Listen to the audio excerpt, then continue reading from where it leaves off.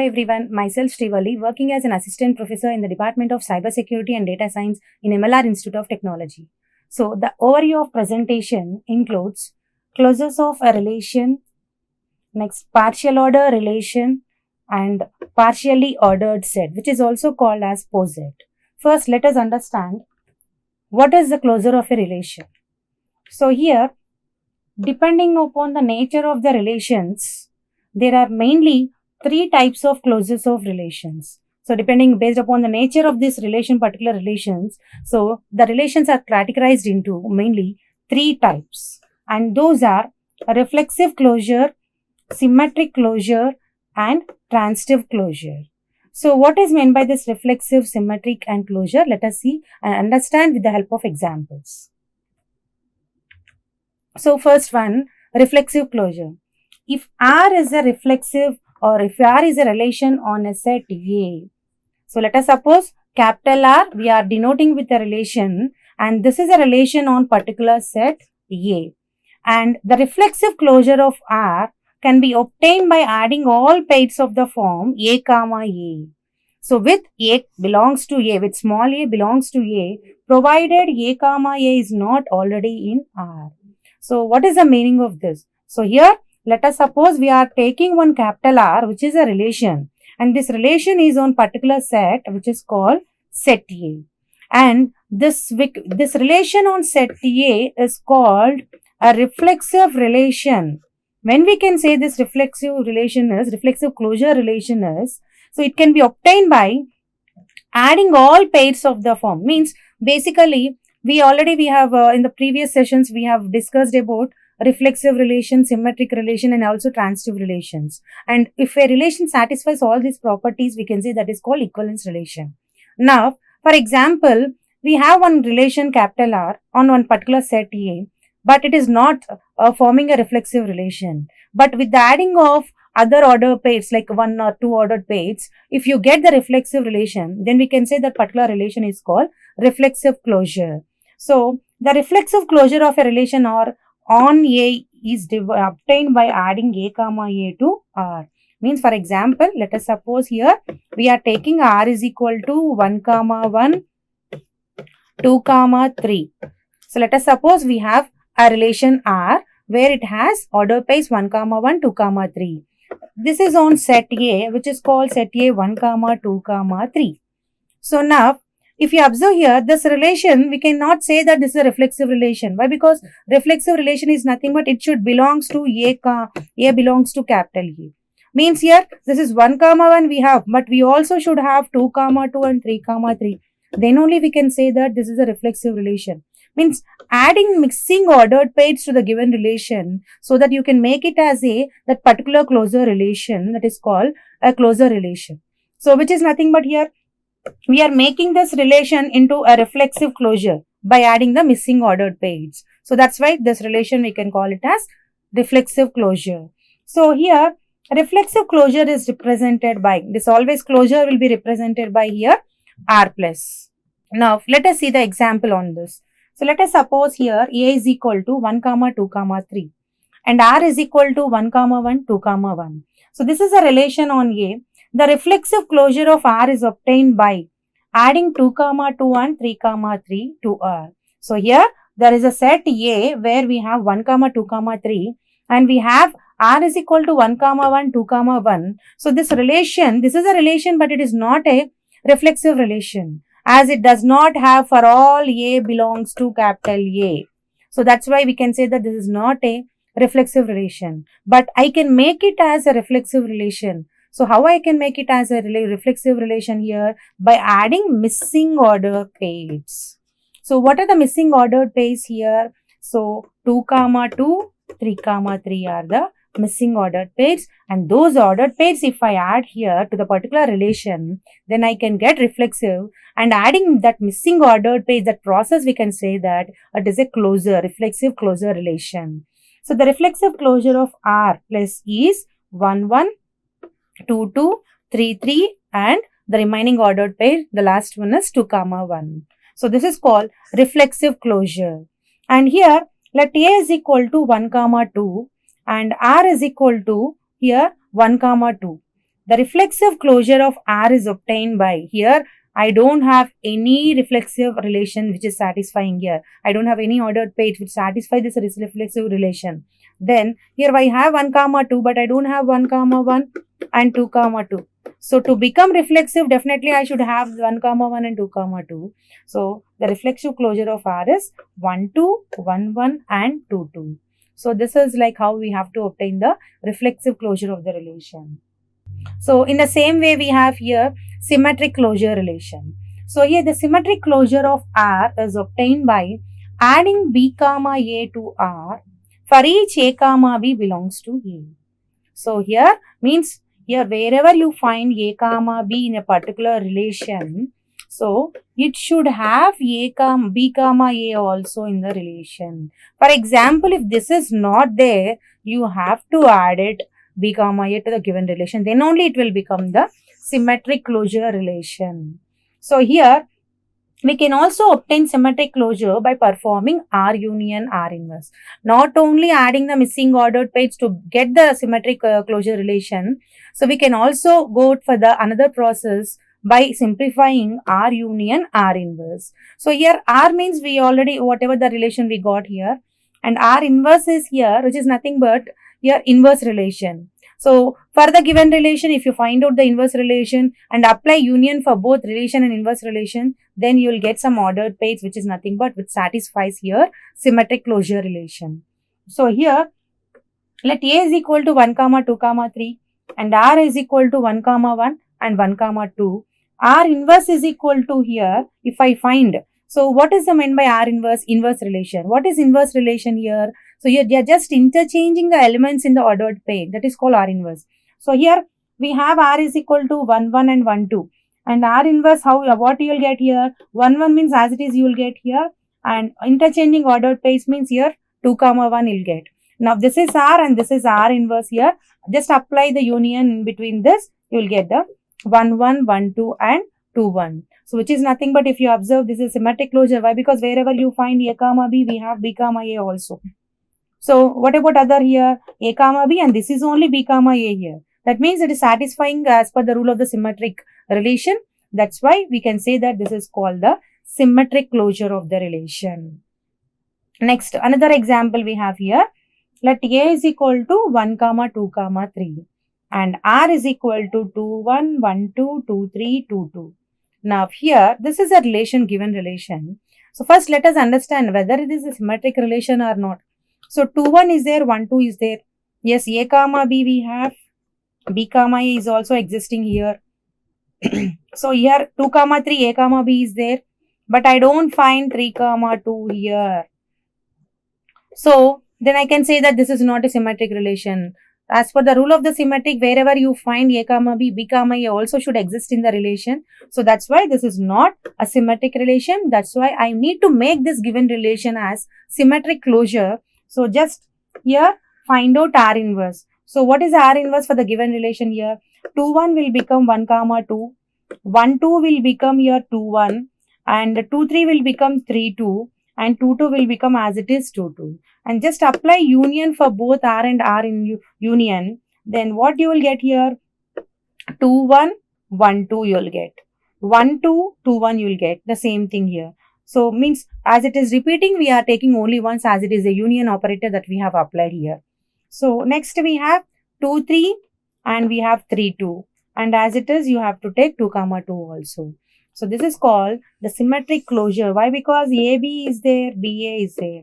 And here AB is there and BA is there. And this is AB and also we can say consider it as BA only, 2 comma 2. So that's why this is called symmetric closure of a relation. Next we have transitive closure. So what is meant by this transitive closure here? So the transitive closure of a relation R, it can be obtained by adding A comma C. So when you will add, when you will get transitive closure by adding A comma C, if there exists A comma B and B comma C. So let A is equal to 1 comma 2 comma 3. R is equal to 1 comma 2 2 comma 3. Now let us find out whether this particular R is a transitive relation or not. So transitive relation means here 1 2 there is nothing but AB. This is a BC, 1, 2, 2, 3. So you should have 1, 3, but I don't have 1, 3 here. So then that's why it is not a transitive relation here. So now I need to add this missing ordered pair. So just add that missing ordered pair, then it will become a transitive relation. So adding the missing ordered pairs to the particular given relation to make it as whether it is a reflexive, symmetric or transitive, then that is called a closure of a relation. So here, for example, A is equal to 1, 2, 3, 4 we have, and R is equal to 1, 2, 2, 3, 3, 4. For example, if I am considering it as AB, now if I am considering it as BC, then AB, BC is here AC, which is nothing but 1, 3, but I don't have 1, 3 here. Now 2, 3, 3, 4, so you will get here 2, 3, 3, 4, you will get here 2, 4, but I don't have 2, 4 here. Then this is not a transitive relation here, but I need to make it as a transitive relation here. So then you have to write here. So just you just write down the missing ordered pairs, and you can write it here. R plus is equal to 1, 2, 1, 2, 2, 3. It will become 1, 3. And here 2, 3, 3, 4. 2, 3, 3, 4. You will get 2, 4. So here 1, 2, 2, 3. So we don't have any other ordered pair starting with 2. 2, 3, 3, 4. We don't have any other ordered pair starting with 3. So you can write it like this. And if you observe here, this is a transitive relation. That's why as we are making, by adding the missing ordered pairs, as we are making the given relation into a transitive relation. That's why this is called a transitive relation. Transitive closure of a relation here. Next we have partial order relation. What is meant by this partial order relation? A relation capital R on a set A is called a partial order relation in A if R is reflexive, symmetric and transitive, antisymmetric and transitive. So here this is another relation where we are calling it as a partial order relation. And to satisfy this partial order relation, the given relation should satisfy 3 properties, and those 3 properties are reflexive, and this is antisymmetric and transitive. So here a relation which satisfies these 3 properties, that relation is called here what we call partial order relation. So previously we also have equivalence relation, but that is a relation which satisfies reflexive, symmetric and transitive, that is called equivalence. But here instead of symmetric, it is replaced with the antisymmetric relation. Now here, so what is meant by reflexive here? A is in relation with A for all A belongs to A. So antisymmetric is if A is in relation with B, B is in with relation A, and A also must be equal to B, that is called antisymmetric. Means always if A belongs to A is in relation with the B and B is also in relation with the A, and that A must be equal to B, then we can say that it is antisymmetric. Next we have transitive relation. If A is in relation with the B and B is in relation with the C, also implies A must be in relation with the C, then we can say that the set A with a partial order is called partially ordered set. Means we can say that this is transitive relation that it has to satisfy. These are all the 3 properties. Next we have, so whatever the set A, so where we are getting that relation as satisfying as a partial order concepts properties, then we can say that particular set A, we can call it as partially ordered set, and the other name for this partially ordered set is poset here.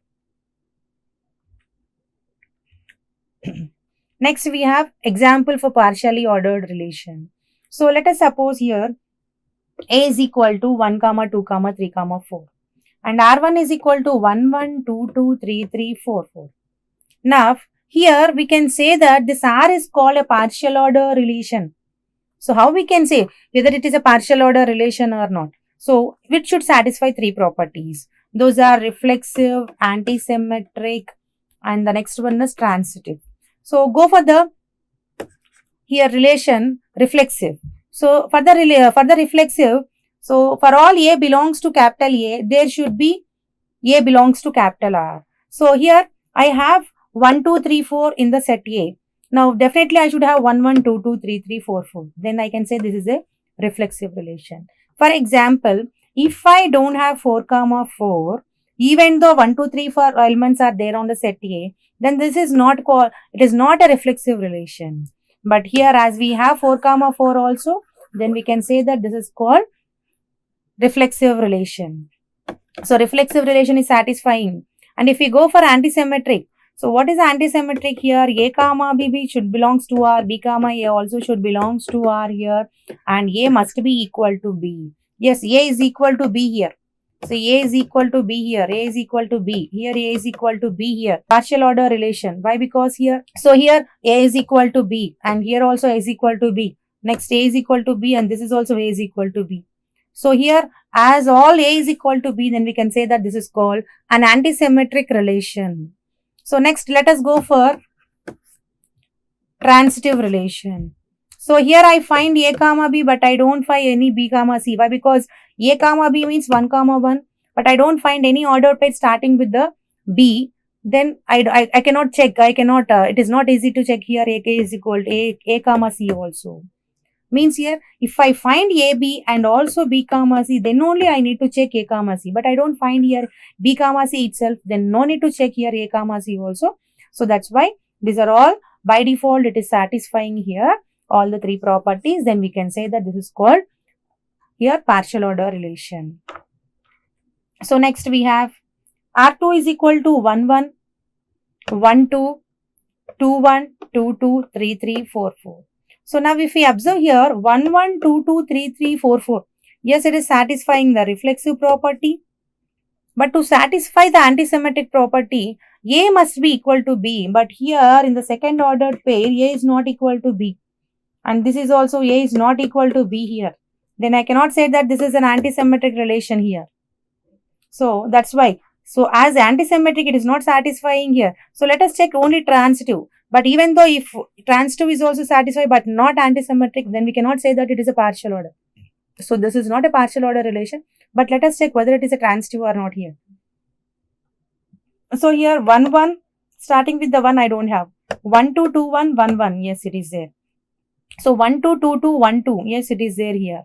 So means at a satisfying transitive relation also, but it is not satisfying here antisymmetric relation. So that's why here this is not a partial order relation.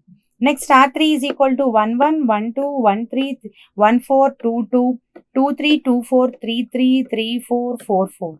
So this is like just like a long relation. Now we have to check whether this is a partial order relation or not.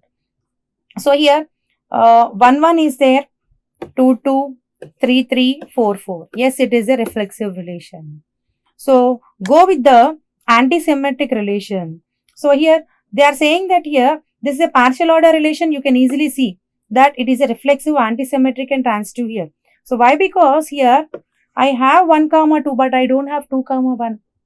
So I have 1 comma 3 but I don't find 3 comma 1. So I have 1 comma 4 but I don't find here. So here as I am not finding here, then I cannot say that A is not equal to B here.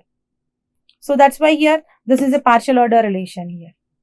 So why? Because it is also satisfying transitive relation. So that's why as these are all satisfying here, we can say that this is a partial order relation here. So next we have partially ordered set, which is also called as poset here. So let P be a non-empty set and R is a partial order relation. Then P with the partial order R on it is called partially ordered set. Means here let us suppose instead of in the previous sessions we have taken A is a non-empty set, but here we are taking P is some non-empty set where I have some 1 2 3. This is non-empty set. Let us suppose we have one relation, and that relation, when we can say that this is a partial order relation if it satisfies three properties. Those are like reflexive, antisymmetric and transitive. Now, so if that is a partial order relation, then this P with partial order relation is called partially ordered set or poset here. So a partially ordered set will always denoted with P comma R. So this is with P comma R. So we denote a partial order by the symbol. So this is like less than or equal to symbol. This is not just like less than, we can just pronounce it as less than, but this is a partial order poset symbol here.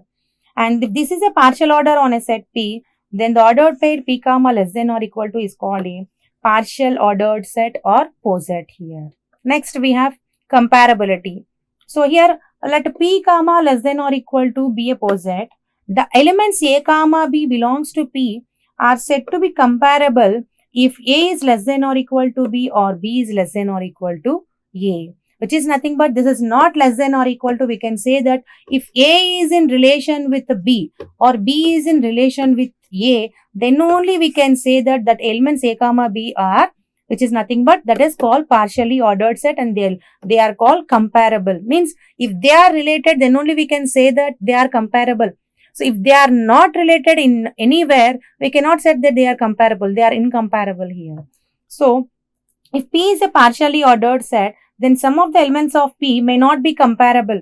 Means if you have few elements here, 1 comma 2 comma 3, and here let us suppose 4. Now if you observe here, if I take the relation as divides here, now 1 will divide 2, 3, 4. So 1 will be comparable with all elements. And if you take 2, so here if you consider 2 will be comparable with only 4 but not with 3. Means here there are few elements, they cannot be comparable also. Even 3 and 4 are also not comparable. So then we can say that those elements which are not comparable, we can say that they are called non-comparable. So there are partially ordered sets in which every pair of element is comparable, in which case the sets are called linearly ordered set. For example, if every element is comparable, then we can say that these were called linearly ordered set. So let us see here. That is what here we have totally ordered set. So which is nothing but for every A comma B belongs to P, if we have A is less than or equal to B or B less than or equal to A, then this less than or equal to is called linear ordering or simple ordering on P here. So this is called totally ordered set, we can say. Means that is nothing but here, if you have 2, 4, 6, 8.